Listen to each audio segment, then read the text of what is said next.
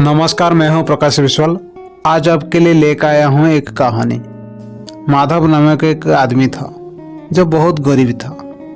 माधव अपने परिवार के साथ एक छोटे से गांव में रुकता था। माधव का परिवार बोले तो उसका पत्नी, उसका 2 बच्चे और माधव। माधव एक दिन काम करेगा तो दूसरा दिन उसका परिवार खाना खाएगा। हर दिन माधव दूसरे का काम करने के लिए जाता था। जो कुछ कमा लेता था उसका परिवार का गुजारे से हो जाता था। ऐसा उनका जिंदगी चल रहा था। एक दिन की बात है, माधव हर दिन तो और उस दिन भी काम ढूंढने के लिए निकल पड़ा। उस दिन ही उसको माधव को कहीं पे कुछ काम नहीं मिलता है। माधव आसपास गांव और शहर जाक लगा लिया। माधव को कहीं पे कुछ काम नहीं मिला तो माधव अपना घर वापस लौट गया। तब माधव का पत्नी माधव को बोली, आज तुम इतना शीघ्र क्यों वापस आ गए हो? क्या दिक्कत है? तुम इतना परेशानी क्यों लग रहे हो? तब माधव बोला, कोई दिक्कत नहीं है, आज मुझे कहीं पे कुछ काम नहीं मिला। मैं इसलिए परेशानी हो रहा हूँ कि हमारे पास काल के लिए कुछ खाना नहीं है। हम क्या खाएंगे? हमारा बच्चे क्या खाएंगे? तब उसका पत्नी बोली, आज काम नहीं मिला है तो काल मिलेगा, तुम परेशानी मत हो। आज के लिए हमारे पास खाना है, आज हम खाना खा के सो जाएंगे और काल का बाद काल सोचेंगे, तुम ज्यादा परेशानी मत हो। तो वैसा हुआ। उस दिन के लिए उनके पास जो कुछ खाना था वो खा के सो जाते हैं। फिर दूसरे दिन सुबह माधव भूखे पेट से निकल पड़ा काम ढूंढने के लिए। लेकिन दूसरे दिन भी माधव को कहीं पे कुछ काम नहीं मिलता है। फिर माधव वो अपना घर वापस लौट जाता है और उसका पत्नी उसको समझाते हुए बोली, तुम परेशानी मत हो, कि भगवान सब कुछ ठीक कर देंगे। ऐसा बोलते हुए माधव को समझा देता है। और उस दिन के लिए उनका पास कुछ खाना नहीं रहता है। वो लोग पानी पी के सो जाते हैं। जब तीसरा दिन सुबह हो गया तो माधव निकल पड़ा फिर से काम ढूंढने के लिए। लेकिन तीसरा दिन भी माधव को कहीं पे कुछ काम नहीं मिलता है। माधव बड़ा परेशानी से अपना घर लौटता है। तब उसका पत्नी बोली, क्या आज भी तुम्हें काम नहीं मिली? तब माधव बोला, नहीं मिला, आज भी मुझे कहीं पे कुछ काम नहीं मिला। भगवान हमसे कौन सा बदला ले रहे हैं मुझे पता नहीं। माधव का पत्नी बड़ा दुखी होकर बोला, ठीक है, जैसा भगवान चाहता है शायद हमें ऐसा ही भुगतना पड़ेगा। आज भी हमें पानी पी के सोना पड़ेगा। ऐसा हुआ। तीसरा दिन भी वो लोग पानी पी के सो जाते हैं। जब चौथा दिन हो गया, माधव फिर से निकल पड़ा काम ढूंढने के लिए। माधव आसपास गांव और शहर हर जगह पे झांक लगा लिया, लेकिन उसको कहीं पे भी कुछ काम नहीं मिलता है। 1000 कोशिश के बावजूद भी उसको कहीं पे कुछ काम नहीं मिलता है। वो माधव बड़ा दुखी हुआ, तो सोच रहा है, पिछले 2 दिन से किसी का पेट भी एक दाना भी खाना नहीं गया है। मैं कैसे खाली हाथ से लौट सकता हूँ? ऐसे सोचते हुए बड़ा दुखी होता है। माधव अपना घर लौटने के वक्त उसका सर बहुत चक्कर आया। रास्ता के पास एक पेड़ था, उस पेड़ के नीचे वो थोड़ा बैठ गया और उसी बीच में माधव को नींद आ चुका है और माधव सो गया है। और कुछ देर के बाद माधव का नींद टूट गया। तो वही परिवार का चिंता उसको सताने लगा। माधव रोने लगा, आज चौथा दिन हो गया, मुझे भी काम नहीं मिला। भगवान आप कैसे परीक्षा ले रहे हो? पिछले 2 दिन से परिवार भूखा है। तो माधव हाथ जोड़ के ऊपर भगवान को बोला, आप ये कैसे परीक्षा ले रहे हो? ये बोलते हुए माधव रोने लगा। रोकर बड़ा दुखी मन से अपना घर लौट रहा था। वही सोच रहा था, मेरा परिवार का हालत क्या होगा? मेरा छोटा छोटा बच्चे है, मेरा पत्नी है, वो लोग पिछले 2 दिन से कुछ खाना नहीं खाए हैं। इसी सोच में माधव बड़ा दुखी मन से चल रहा था और उसका मुंह में अचानक खुशी का लहर आ गया। खुशी का कोई ठिकाना नहीं था। जैसे माधव जो जिस परेशानी में जूझ रहे उसका कोई समाधान मिल गया उसको। आखिर माधव इतना खुश होने का कारण था कि रास्ता के पास में 2 रोटी पड़ा हुआ था, तो माधव उसको देख लिया था और इसलिए माधव का खुशी का कोई ठिकाना नहीं था। तो माधव दौड़ के गया रोटी के पास। माधव उसको बड़ा प्यार से उठाया और रोटी में कुछ धूल मिट्टी लगा हुआ था। माधव उसको अपने हाथ से उसको साफ करके अपने गमछे के पल्लू में उसको बांध दिया और बांध को बड़ा आनंदित होकर अपना घर वापस लौटता है। और इस तरफ उसका परिवार बेइंतजार उसको प्रतिक्रिया क्या है। माधव का इतना देर के वजह से पत्नी सोच रहा है कि माधव को जरूर कुछ काम मिल गया होगा और जरूर हमें कुछ खाने के लिए मिल जाएगा। बच्चे भी इसी ख्याल में बैठे हुए हैं। जब माधव जाकर उसका घर पे पहुंचा तब उसका पत्नी उसका बच्चे उसे देखे कि उसका गमछा में कुछ बंधा हुआ है। उसका पत्नी माधव से वो गमछा लेकर जब गमछा खोल कर देखा, 2 ही रोटी था। उसका बावजूद भी उसका परिवार का खुशी का कोई ठिकाना नहीं था। बहुत आनंदित हो रहा था उसका परिवार, जैसे उनको कोई अमूल खजाना मिल चुका है। 2 रोटी को 4 टुकड़ा करके अपनों में बांट लिए और कुछ ही पल में बच्चे लोग रोटी टुकड़े को खा देते हैं। बच्चे का हालत देखकर माधव और उसका पत्नी को बड़ा दुख हुआ। माधव और उसका पत्नी अपना हिस्सा भी वो बच्चे को दे देते खाने के लिए। और उस दिन भी माधव और उसका पत्नी पानी पी के सो जाता है। जब 5वां दिन हो गया, माधव बड़ा कमजोर हो चुका था। बिस्तर से उठने के लिए उसके पास ताकत नहीं था। उसका बावजूद भी वो एक लाठी के सहारे उठने के लिए कोशिश करता है। तब उसका पत्नी उसको बोली, तुम कहाँ जा रहे हो?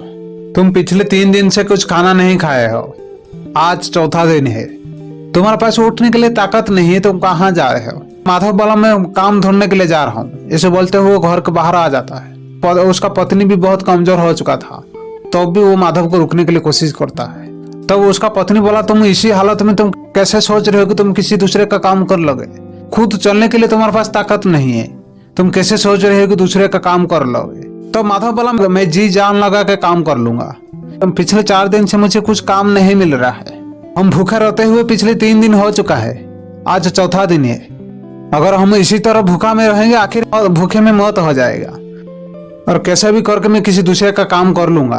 तब उसका पत्नी बोली, मैं तुम्हारे पास हाथ जोड़ता हूँ, तुम्हें विनती करता हूँ, इसी हालत में बाहर ना जाओ। तो माधव बोला, क्या तुम चाहते हो भूखे से हमारा परिवार का मौत हो जाए? तो उसका पत्नी बोला, नहीं, मैं ऐसा नहीं चाहता हूँ, लेकिन मैं चाहता हूँ कि तुम बाहर ना जाओ, तुम्हारे पास चलने के लिए ताकत नहीं है, उसी हालत में तुम नहीं हो।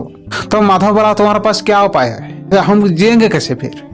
तो उसका पत्नी बोला, भले ही मैं आसपास गांव में जाकर पल्लू फैला के मैं भीख मांग लूंगा, हमारा परिवार जिंदा रह जाएगा, लेकिन तुम इसी हालत में बाहर ना जाए। तुम्हारा इसी हालत देखकर मुझे बहुत परेशानी हो रहा है। और माधव उसका पत्नी के इसी तरह बात चल रहा था, तो उसी बीच में एक सेठ आदमी उनका पास पहुंचता है। सेठ आदमी पहुंचने के बाद सबसे पहले एक थैली माधव का हाथ पकड़ा देता है। तो माधव और उसका पत्नी बड़ा आश्चर्यचकित हो गए, समझ में नहीं आ रहा है हो क्या रहा है। तो माधव बोला, आप कौन हो और उस थैली में क्या है? तो वो सेठ आदमी ने बोला, मैं पास वाले शहर में एक सेठ हूँ और इस थैली में कुछ खाना और कुछ पैसा है। तो माधव बड़ा हैरान हो गया और बोला, इस थैली में खाना और पैसा है, आप हमारा जान पहचान कुछ नहीं हो, लेकिन ये खाना और पैसा क्यों दे रहे हो? तब सेठ आदमी ने बोला, कल दोपहर को हमारा घर पे खाना खाने के वक्त 2 रोटी बच गया था। मैं वो 2 रोटी लेकर रास्ता के पास फेंकने के बाद वापस लौट रहा था, तो उसी वक्त मेरा मन किया कि थोड़ा पीछे मुड़ के देखने के लिए। जब मैं पीछे मुड़कर देखा, बड़ा हैरान हो गया। मैं जो 2 रोटी फेंक दिया था, तब देखा कि एक आदमी वो 2 रोटी बड़ा प्यार से उसको उठा रहा है, उसमें जो कुछ मिट्टी और धूल लगा है उसको साफ कर रहा है। तब मैं बड़ा चकित हो गया। तब तो मैं बड़ा हैरान हो गया जब वो उसका गामछा में बांधकर बड़ा आनंदित होकर चला गया। वो आदमी तुम थे। मैं तुम्हारा पीछे पीछे तुम्हारे घर तक आया और तुम्हारा परिवार का हालत में देखा। 4 आदमी के लिए 2 रोटी बहुत कम है, उसका बावजूद भी वो आनंद का लहर में देखा। तो मेरे को कुछ समझ में नहीं आया, आखिर मेरा सामने हो क्या रहा है। आज तक तो मैं खाना को खाना सोच रहा था, जब तुम लोगों से मेरा मुलाकात हुआ तब मेरे को समझ में आया खाना क्या है, आखिर खाने का मूल्य क्या होता है। असली में खाना खाना नहीं है, वो एक जिंदगी है। हम लोग बाजार से कुछ ही पैसा दे के वो खाना को खरीद के लाते हैं। जो एक जिंदगी बचा सकता है उसको कुछ ही पैसा में खरीदा हूँ, ये सोचना बड़ा गलत है। जो कि किसी के घर पे थोड़ा खाना बच जाता है तो वो फेंक देते हैं, उस खाना के लिए कोई भूखे में तड़पते हुए मौत को प्रतीक्षा क्या है। पिछले 3 दिन से तुम लोग बिना खाए भूखे रुके हो।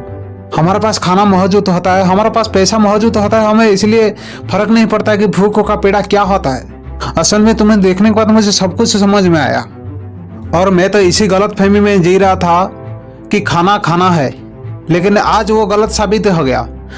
असली में खाना खाना नहीं है, खाना वो जिंदगी है। कोई दुनिया में ऐसा कुछ लोग हैं जो खाने के बाद तो उसको पचाने के लिए उपाय ढूंढ रहे हैं, लेकिन इस दुनिया के कोने में ऐसे भी कुछ लोग हैं जो एक वक्त खाना मिल जाए उसके लिए उपाय ढूंढ रहे हैं। दुनिया में और कुछ लोग होते हैं जिनको पता है खाना क्या है, खाना का मूल्य क्या है, खाना हमारे लिए कितना जरूरी है। हम जो खाना फेंक रहे हैं उसी खाना के लिए कोई भूख में तड़प रहा है, कोई भूखे में तड़पते हुए मौत को प्रतीक्षा क्या है। किसी का परिवार कई दिनों से भूख के पीड़ा में तड़प रहा है, ऐसा पता होते हुए भी वो लोग खाने को कभी सम्मान नहीं देते हैं। खाना अच्छा नहीं है, खाना ज्यादा हो गया, इसी बहाना से वो लोग खाना बर्बाद करते हैं। आखिर दुनिया में कैसे लोग होते हैं। तो माधव बल्ला साहब जी, मैं एक बात बोलूंगा, जो लोग खाने के लिए जीते हैं वही लोग खाना बर्बाद करते हैं, लेकिन जो लोग जीने के लिए खाते हैं वो लोग कभी खाना बर्बाद नहीं करते हैं, कभी उसको असम्मान नहीं करते हैं। खाना को वो भगवान मानते हैं। जो लोग खाने के लिए जीते हैं उनको कोई फर्क नहीं पड़ता, चाहे खाना कितना भी बर्बाद हो जाए उनको कोई फर्क नहीं पड़ता।